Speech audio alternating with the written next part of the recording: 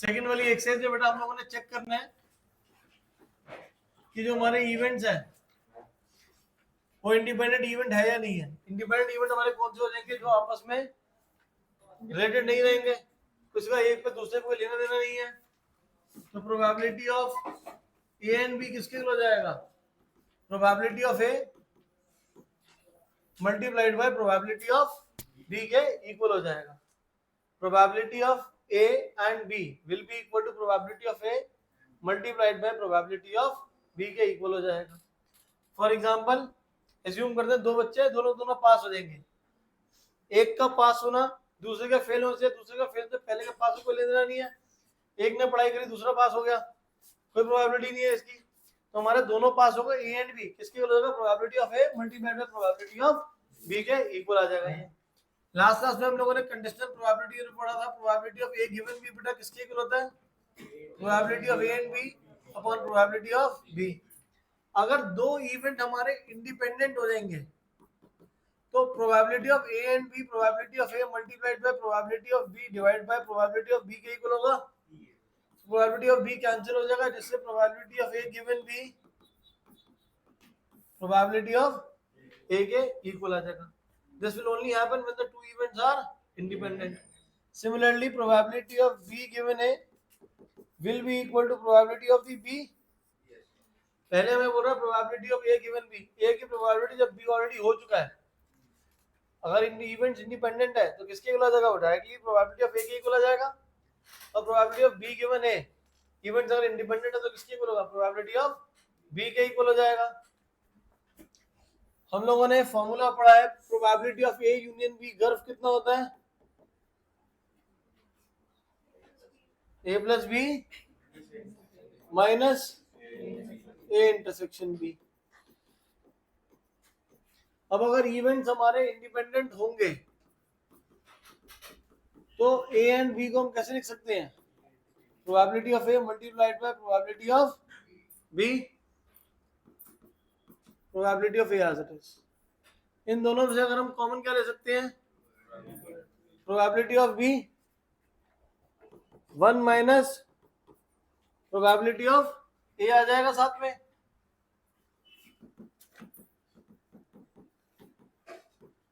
ए की होने की प्रोबेबिलिटी और ए की ना होने की प्रोबेबिलिटी, टोटल प्रोबेबिलिटी कितनी होगी? 1 minus probability of A, 1 minus probability of A किसकी इक्वल हो जाएगा? Probability of A not. A not कौन है? जैसे अगर मान लो हरदयाल के पास होने की प्रोबेबिलिटी 80% है, तो फेल होने की क्या हो जाएगी? 20% हो जाएगी। तो अगर 1 minus A P A not P है तो क्या हो जाएगा हमारा? प्रोबेबिलिटी ऑफ ए नॉट, उसके ना होने की प्रोबेबिलिटी हो जाएगी। क्लियर है ये?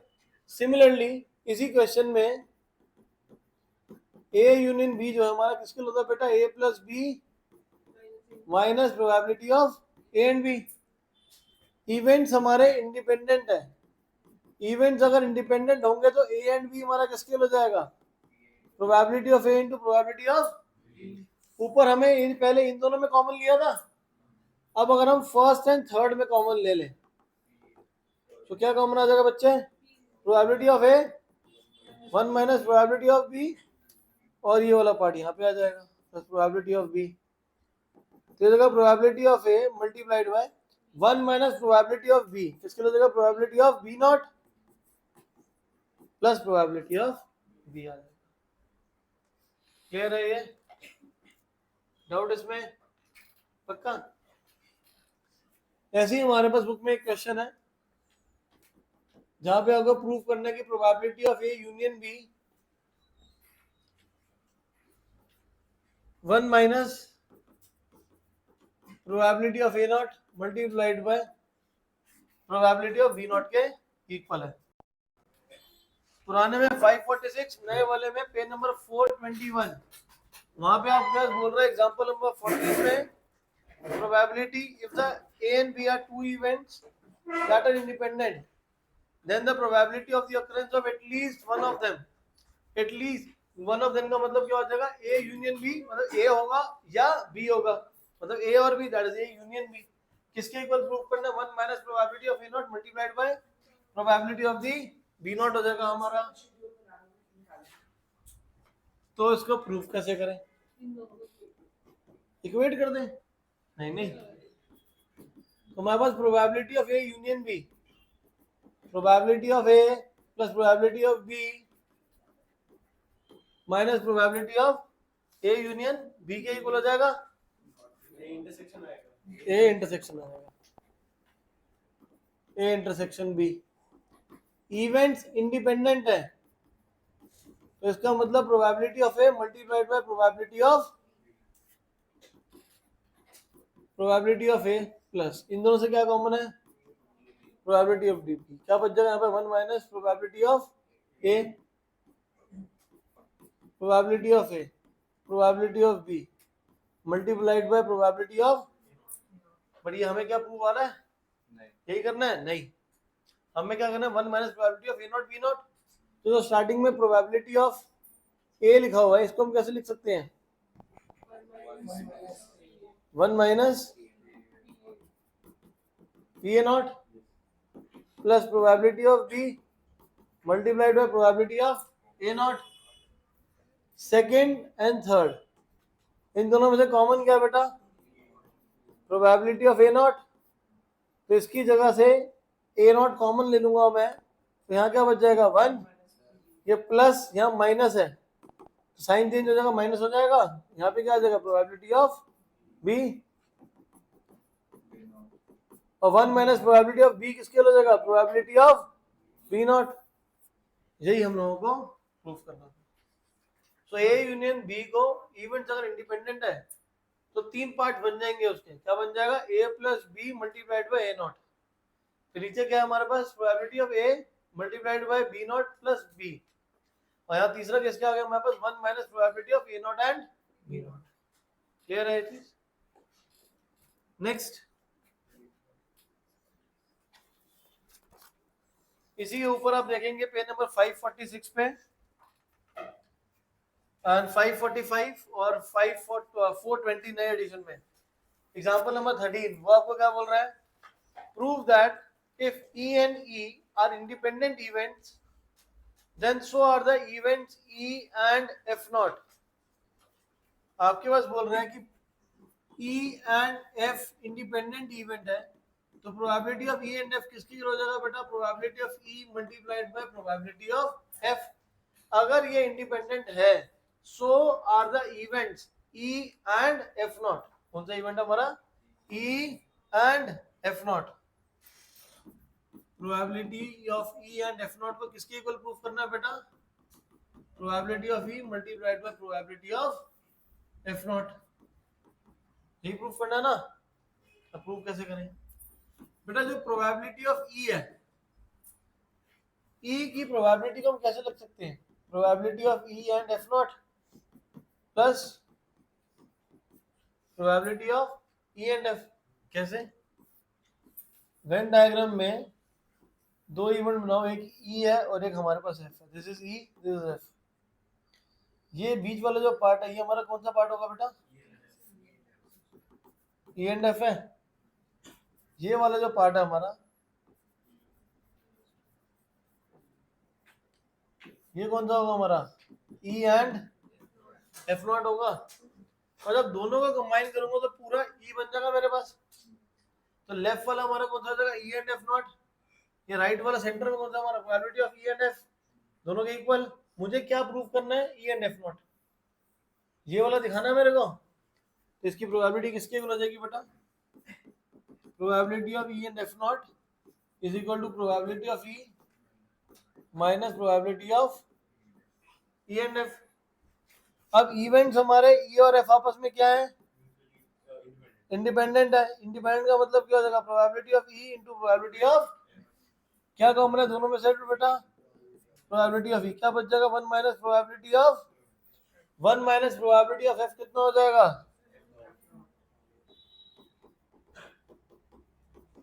Probability of F naught। और लेफ्ट साइड पे क्या था हमारे पास? E एंड, यही तो हमें प्रूफ करना था। क्लियर है ये? हम लोगों ने क्या करा? E एंड F इंडिपेंडेंट था। E एंड F हमारा क्या इंडिपेंडेंट है? तो अगर E और F इंडिपेंडेंट है तो E and F naught independent होगा। उसको प्रूव करने के लिए हम लोगों ने क्या करा, वेन डायग्राम बनाया। तो वेन डायग्राम में दो बनाए इवेंट हमारे ई एफ, दोनों में जो कॉमन है वो ई एंड एफ है, जो पिंक वाला शेड रखा है वो ई एंड एफ नॉट है। तो पूरे ई की प्रोबेबिलिटी कैसे आएगी बेटा, इसी को मैं कैसे निकाल सकता हूँ, ये जो पहले वाला पार्ट है E and F not plus ये बीच वाला ई एंड एफ है, यहाँ से ई एंड एफ नॉट की वैल्यू निकाल के जो कि probability of E minus probability of E and F, E and F क्या होता है, ई मल्टीप्लाइड बाय एफ, दोनों में से क्या कॉमन है, प्रोबेबिलिटी ऑफ ई, तो आंसर आ गया। क्या ई एंड एफ नॉट में नहीं बेटा, ए हम लोगों ने 11th में पढ़ा था आपने, ए एंड बी नॉट का मतलब होता है कि ए में से ए एंड बी हटा दो। तो कोई भी दो इवेंट्स अगर हमारे पास ए है ये बी है, ये पूरे ए में से ये वाला पार्ट हटा दूंगा तो ये वाला पार्ट बचेगा ना, ठीक है। तो ये आ गया हमारे पास। ऐसे ही हम लोग ये भी बोल सकते हैं कि F and E not are independent, बोल सकते हैं ना। तो उस केस में probability of F and E not को किसके इक्वल दिखाना है, probability of F multiplied by probability of E not के इक्वल दिखाना है। इसको स्टार्ट कैसे करेंगे, लेट किसको करेंगे, probability of F, probability of F किसके हो जाएगा, F and E not plus probability of E and F, F and ई, यहाँ से probability of F and E not किसके हो जाएगा, probability of F minus probability of F and E. Events independent है तो probability of F into probability of E, क्या common आ जाएगा, प्रोबेबिलिटी ऑफ एफ क्या बच जाएगा, 1 minus probability of E, probability of F multiplied by probability of E, same आ जाएगा। जैसे हम प्रूव कर सकते हैं। एग्जांपल नंबर ऐसी 14 के ऊपर आपका 2 पॉइंट्स और गिवन है बेटा। In a similar manner it can be shown that if the events E and F are independent, then E naught and F are independent and E naught F naught are independent। ये रहे same way में आप solve कर लोगे। तो हमारे पास कभी भी किसी भी इवेंट को शो करना है कि इवेंट हमारा क्या है, इंडिपेंडेंट है। इंडिपेंडेंट में क्या शो करना पड़ेगा कि दोनों का इंटरसेक्शन दोनों के इंडिविजुअल प्रोबेबिलिटीज के इक्वल है। इसके लिए यहाँ पे हमारे पास एग्जांपल नंबर 11 है। प्रोफेसर थोड़ा सा पैर पीछे कर लो। एग्जाम्पल नंबर 11 आपको बोल रहा है an unbiased die is thrown twice, एक डाइस को हम कितनी बार फेंक रहे हैं, 2 बार फेंक रहे हैं। डाइस को एक बार फेंकेंगे तो तनिष्क कितने आउट कमाएंगे, 1/2, 1/6। अरे एक डाइस को फेंकूंगा तो 6 आउट कमाएंगे, और एक ही डाइस को 2 बार फेंकेंगे तो कितने आउट कमाएंगे, 6 स्क्वायर 36। अब आपका यहाँ पे इवेंट आपके पास बोल रहा है A B the event A क्या करें, odd number on the first die, odd number on first throw मतलब फर्स्ट डाई। फर्स्ट थ्रो में हमारा क्या है, ऑड नंबर है, दूसरे की कोई बात नहीं कर रहा। तो इवेंट हमारे यहाँ पे क्या क्या बन सकते हैं बेटा, 1 1 1 2 1 3 1 4 1 5 1 6, फिर 3 1 3 2 3 4 3 5 3 6, ऐसे ही 5 1 5 2 5 3 5 4। तो ए की प्रोबेबिलिटी कितनी हो जाएगी, 18/36 1/2। आगे रीड करो, आपको बोल रहा है बी क्या है, odd number on the second throw या ड्राई, दूसरे नंबर पे ऑड होना चाहिए, तो कितना हो जाएगा ये 2 1 2 3, गलत, ये हो जाएगा हमारे पास दूसरे पे ऑड चाहिए ना, पहले पे तो कोई कंडीशन नहीं है। ये हो जाएगा 1 1 2 1 3 1 4 1 5 1 6 1। फिर हमारे पास आ जाएगा बेटा ये 1 3 2 3 3 3 4 3 5 3 6 3 1 5 2 5 3 5 6 5। तो बी की क्या प्रोबेबिलिटी हो जाएगी, 18/36 1/2।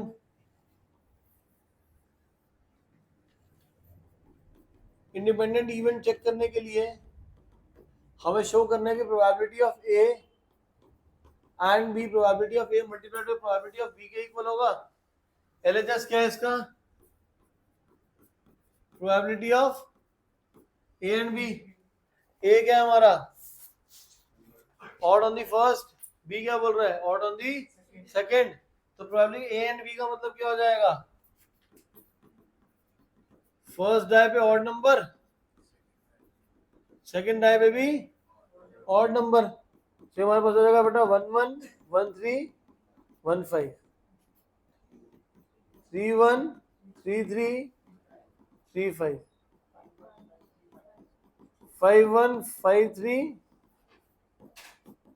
तो probability of A and B हमारा किसके हो जाएगा? 9/36 1/4। और RHS क्या बेटा? Probability of A multiplied by probability of B. A की वैल्यू कितनी है? बी की प्रोबेबिलिटी 1/2। कितना आंसर आ जाएगा ये? 1/4। क्लियर है ये चीज? डाउट इसमें? सिंपल है। Probability of A and B, probability of A multiplied by probability of B के इक्वल दिखाना है, and you are easy to solve with all the questions. Exam में सैंपल स्पेस बनाना, जस्ट सर एग्जाम में सारा sample space बनाना है sir. Example number 10, a die is thrown, let E be the event, number appearing is a multiple of 3, E event है multiple of 3, एक ही dice को फेंक रहे हैं, F number appearing is even number, find whether E and F are independent। Check करना है कि E और F आपस में इंडिपेंडेंट है या नहीं है। तो मैं पहले मल्टीपल ऑफ 3 की बात कर रहा हूँ, तो आउटकम क्या आ सकते हैं? या तो 3 आ सकता है या आउटकम 6। मैंने गलत बना दिया, ब्रैकेट कर्ली वाले बनेंगे। तो पहले वाले की E की प्रोबेबिलिटी कितनी हो जाएगी? 1/2। अगर इवन नंबर बोलेंगे तो कितना हो जाएगा? 2 4 6।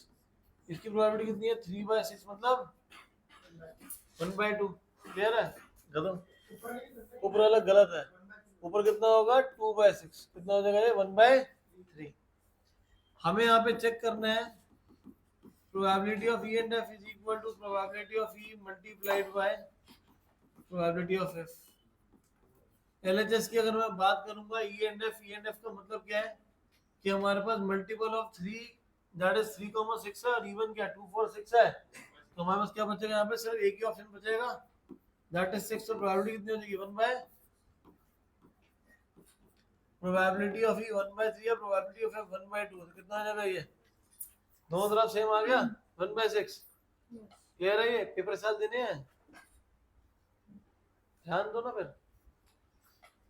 तो हमारे पास LHS RHS के इक्वल आ जाएगा।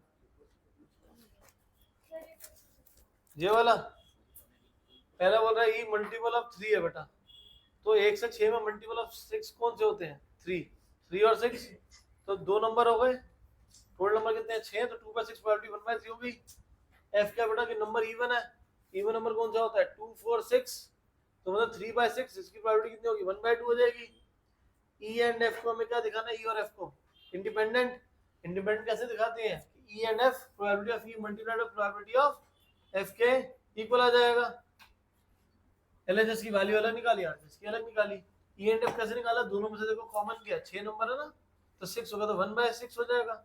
राइट साइड पे E और F की प्रोबेबिलिटी को मल्टीप्लाई कर दिया हम लोगों ने। डाउट इसमें? तो इसके जितने भी एग्जांपल एक्सरसाइज है, सारे क्वेश्चन आसान से हैं, इजी हैं। तो सीधा 15th वाला क्वेश्चन करते हैं, 13.2 का बेटा। आज वाला क्वेश्चन है ये। 15th वाले क्वेश्चन में बोल रहा है, one card is drawn at random from a well shaped deck of 52 cards, in which of the following cases the E and F are independent. आपके पास पहला केस बोल रहा है, a card drawn is a spade. Spade की क्या probability होती है? 13/52 1/4, क्योंकि स्पेड हमारा 4 और 13 कार्ड होते हैं। तो कह रहा है एक कार्ड, तो एक कोई भी हो सकता है 13 में से, तो 13/52। F क्या हमारा? Card is an S, card S है। एस की प्रोबेबिलिटी कितनी होती है? स्पेड को हिंदी में क्या बोलते हैं? स्पेड का पता नहीं हिंदी में क्या होता है, लेकिन वो पान बना होता है, पानी बोलते हैं। ठीक है सर, पान बोलते हैं। फिर पान के पत्ते को इंग्लिश में क्या बोलते हैं फिर? अरे स्पेड नहीं, जो पान खाने वाला होता है उसके पत्ते को इंग्लिश में क्या बोलते हैं? टोबैको। वाह, ये भी ठीक है। तो इस पे आते हैं हम लोग वापस से कि प्रोबेबिलिटी ऑफ एफ, एफ क्या एस है, एस मतलब इक्का, ए आना है। ए कितने होते हैं काटने? 4। 4/52 कितना हो जाएगा? 1/13। हमें यहाँ पे चेक क्या करना है? इंडिपेंडेंट चेक करना है।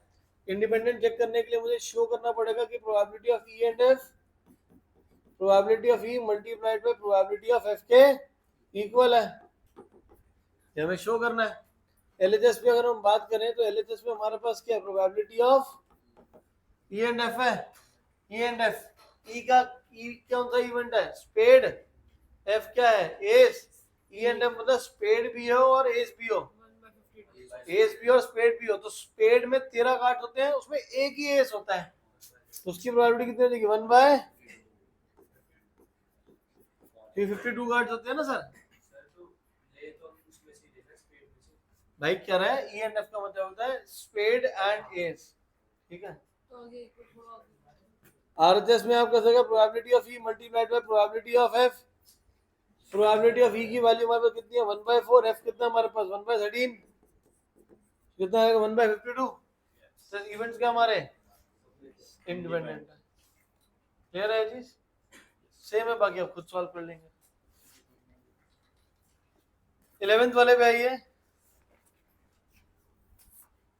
11th का फोर्थ पार्ट करेंगे, पहले सेकंड भी कर लेंगे इसका, फिर फोर्थ करते हैं। यहाँ पे ए की प्रोबेबिलिटी हमें बेटा 0.3 है, बी की प्रोबेबिलिटी 0.6 है, और दो इवेंट्स आपस में आपको गिवन है कि इंडिपेंडेंट भी है। अगर दो इवेंट्स आपस में इंडिपेंडेंट है तो ए एंड बी की probability of A multiply by probability of B के इक्वल होगा। तो ए एंड बी की प्रोबेबिलिटी हमारे पास 0.3 इंटू 0.6 कितना हो जाएगा? 0.18 आ जाएगा। आपको सेकंड पार्ट में शो करना है probability of A and not be. A and not be, A and not be का मतलब हो जाएगा प्रोबेबिलिटी ऑफ, इस तरीके से लिखेंगे ए एंड बी नॉट, और ए एंड बी नॉट का मतलब हो जाएगा probability of A minus probability of A and B. A की प्रोबेबिलिटी 0.3 है, ए एंड बी की 0.18 है, सबट्रैक्ट कर लेंगे तो कितना आ जाएगा? 0.12 के इक्वल आ जाएगा। ऐसे ही हमारे पास फोर्थ पार्ट है, probability of neither A nor B का मतलब हो जाएगा कि probability of A not intersection B not. A not and B not हमारा किसके इक्वल हो जाएगा? Probability of A union B का कॉम्प्लीमेंट। 11th स्टैंडर्ड सेट्स में आपने डी मॉर्गन्स लॉ में बताएंगे, किसी भी सेट का ए यूनियन बी का क्या हो गया? कॉम्प्लीमेंट। किसी भी सेट का कॉम्प्लीमेंट निकालने का मतलब 1 minus probability of A union B, और ए यूनियन बी की बेटा प्रोबेबिलिटी क्या होती है? A plus B minus probability of A and B. A की प्रोबेबिलिटी 0.3, बी की probability 0.6 minus 0.18, 1 minus 0.9 minus 0.18, 1 minus 0.72 आ जाएगा। कितना आंसर आ जाएगा? 0.2 आ गया आंसर। हाँ जी, ये करने से अच्छा वैसा हम पढ़ा था कि अगर ये तो इंडिपेंडेंट है, ए नॉट और बी नॉट भी इंडिपेंडेंट होंगे, तो डायरेक्ट फॉर्मूला लगा सकते तो भाई यहाँ पे वैल्यू निकालनी है। हां, तो ए नॉट की वैल्यू निकाल लो, पेपर में डायरेक्ट रिजल्ट थोड़ा यूज करोगे, वो तो कराते प्रूफ के लिए, डायरेक्ट यूज नहीं करना है, आपको पूरा यही सॉल्व करना है, ठीक है। डन। इसके बाकी ऊपर वाले सारे पार्ट्स ना सेम है, और इसमें कुछ भी हमारा एडिशनल ऐसा है नहीं जो हम लोगों ने नहीं कवर अप करा इसके अंदर। आंसर तो सेम ही है जी बेटा, जो को क्या है आंसर तो सेम ही आएगा बेटा, बट स्टेप्स तो हमें पूरे दिखाने पड़ेंगे, इसे तो हमें करना पड़ेगा सारा। बेटा कर तो सब कुछ सकते हैं, लेकिन हमें करना चाहिए ना वैसे, इसीलिए। और ये एमसीक्यू नहीं है।